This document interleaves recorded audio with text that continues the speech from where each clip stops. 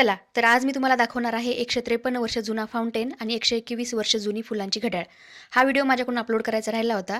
तर या गार्डनचं जे हायलाईट आहे ते म्हणजे फुलांची घड्याळ. ही घड्याळ पूर्णपणे फुलांपासून बनवली आहे आणि दरवर्षी समर सीझनमध्ये हे वेगवेगळ्या डिझाईनने सजवतात. याची स्थापना 1903 साली झाली होती आणि तेव्हापासून यांची परंपरा चालू आहे. आणि या गार्डनमध्ये फक्त सुंदर फाउंटेन आणि घड्याळ नाही आहे, तर सुंदर घर पण आहे. हे घर 1886 साली बांधलेलं आहे. जो माळी या गार्डनची देखभाल करेल त्यासाठी. लगेच माझ्या मनामध्ये विचार आला, यार मी पण इथे माळी म्हणून काम करू शकते. कारण एवढ्या सुंदर घरामध्ये राहायला कोण नाही म्हणेल. पण दुर्दैवाने आता हे घर काही स्पेशल दिवसालाच ओपन होतं. तर हे आहे ते 153 वर्ष जुना फाउंटेन आणि 1862 साली हा स्पेशली फ्रान्स या देशाकडून बनवून घेतलेला आहे.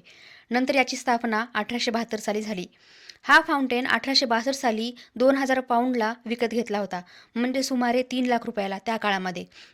अगोदर याचा जो कलर होता तो गोल्डन कलर होता. आता हा कलर आहे.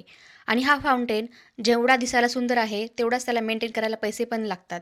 कारण 2018 मध्ये याचं पूर्ण रिस्टोरेशन झालं आहे आणि त्यासाठी 1.9 मिलियन पाऊंड खर्च आला होता. म्हणजे सुमारे 21 कोटी रुपये. आणि गोल गोल फिरून मी खूप थकले होते, तर थोडा आराम केला. आणि जेव्हा पण तुम्ही एडिनबरा या शहराला भेट द्याल तर प्रिन्सेस गार्डन बघायला नक्की या. तर चला भेटूया आपण नेक्स्ट व्हिडिओमध्ये. तोपर्यंत बाय, टेक केअर.